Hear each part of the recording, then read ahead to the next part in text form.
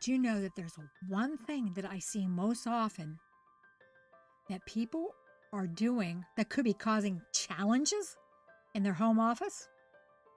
And we see it all the time. I see it when people are on YouTube and online meetings, Zoom meetings. Well, let's take a look at this. Have you ever felt stressed out sitting at your desk? Have you ever felt blocked? Do you feel like it's too challenging?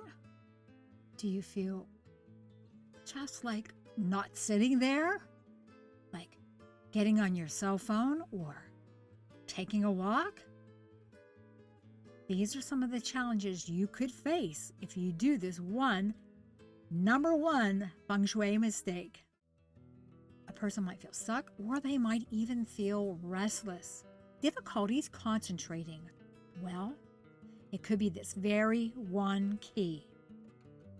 The key is, guess what? It's sitting with your face against a wall with your desk. Your desk is right against the wall.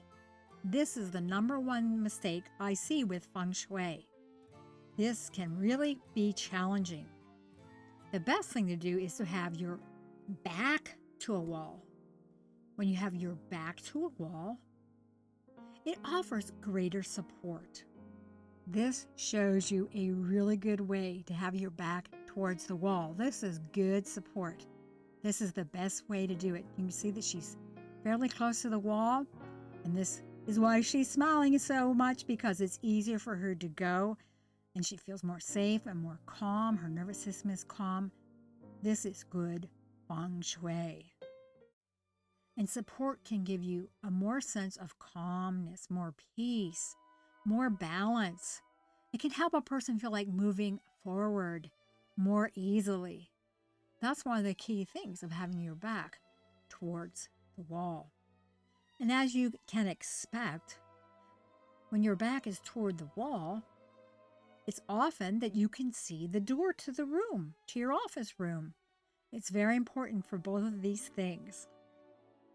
Now, you may think, oh, that doesn't really matter, but it does. It's unconscious, it's subconscious. The subconscious picks up all kinds of things, and really, unless your door is locked, who knows who might pop in to say hi during the middle of the day.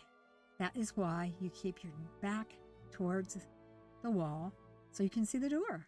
Now, there are some very special, different directions that can help you out, can help you out and make your day better. And these are classical feng shui directions. I am Bonnie Zahetner, classical feng shui consultant and registered nurse. It's very important to follow the classical method. This is the traditional method that is very old. Field studies have been done for centuries. And yes, it can make a big difference. You may say, oh, I've got a Bagua book. You might have thought, oh, I tried it out and it didn't work. Well, did you know that the Bagua gets the directions wrong? You may wonder why. Well, the Bagua, unfortunately, is based on misconceptions, folk tales, and superstition. It was actually created to make it easier for people in the West. Whereas traditional classical feng shui is very old. Now, classical feng shui is a lot different.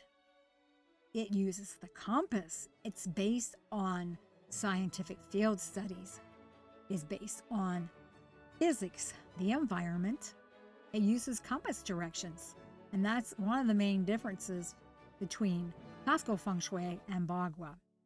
I personally have found, I tried out the Bagua, but I found out when I took the deep dive into classical feng shui that is what truly made a big difference for me.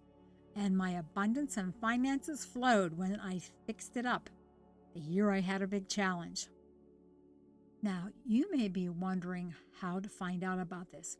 I do have a link below with my course that does tell you step by step different things you can do to help you with your home office, including those special directions. The special directions, this is one that's very good for productivity. And there's another one that's more calming. So a person could use these throughout the day depending on what they want to do. There's actually 4 good directions and 4 more challenging directions. If you would like to check out your home office, this is a free checklist that is in the link below. What your office is secretly telling you. It's a 5-minute assessment for clarity, flow, and stability. The reason you want to use your back towards the wall is because that is the command position. It's a position of power and authority, plus it offers support for your back. Now, if you think about all those kings and queens that you've seen and the things you see in the movies, you know that they're sitting in a long hallway and their back is towards a wall and people have to walk up to find them, and they also are usually elevated, sitting up higher than the ground level. This actually goes along with the Feng Shui principles. Amazing, isn't it? So it's really a great idea in your home office to use the command position with your back towards the wall. Or if you have meetings and other things, it's great to be able to see that door and to have your back towards the wall. This helps a person feel more secure, more safe. It brings more inner peace and calm to the nervous system, to the mind-body system. That is why it's so very powerful. When your face is right up against the wall, let's take a look at this and how it can affect your subconscious mind. You're there. Your face is there. Can you see anything? You can't see anything. The wall is there. What does that do subconsciously? It's like a block right in front of your face. It could help a person feel stuck, locked. A person could feel like it's hard to get new ideas and be creative. It could feel stressful, especially the stress that someone could come up from behind. This is a built-in into the mind-body system. This goes way back to caveman days about safety and security. So it's very key to use Feng Shui to your advantage. Now, if you're wanting a little bit more about the Bagua, would they use the corners? There are 8 corners, like the wealth corner and the relationship corner, helpful people. Classical Feng Shui does not use any corners. It uses mathematical calculations to find out what areas, specific areas, that could be beneficial to help people with their health, wealth, and happiness. And Classical Feng Shui uses different things than the Bagua. Classical Feng Shui uses the 5 elements of wood, fire, earth, water, and metal. The Bagua uses things like knickknacks, those different corners that I spoke about, and also colors. Now, colors can be misused, especially when used with the Bagua. They could actually be very unpleasant and cause challenges for anyone who uses them. An example of that, when they say to put blue in the north or red in the south, well, red is a fire color, and sometimes it can be exactly the opposite thing of what a person needs in Classical Feng Shui. It could cause real challenges.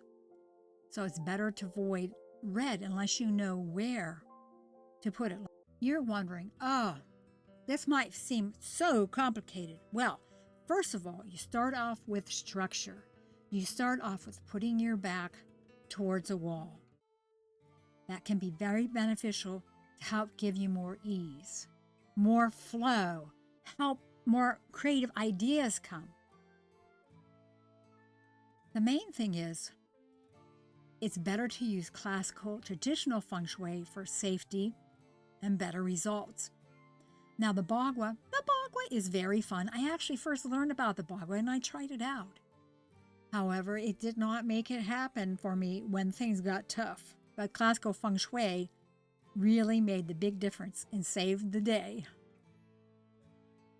The bagua can be used if you want to use it more like a 3D vision board for different little knickknacks and things. Now, if you would like some tips on how you could move forward with classical feng shui, I've created a course, the 7-day home office feng shui guide. There's a link below. It includes feng shui for your office, your home, and a peak performance technique, plus lots of bonuses. Make sure you get that checklist, the free checklist, before you go. Have a wonderful day. I look forward to seeing you soon, and take care.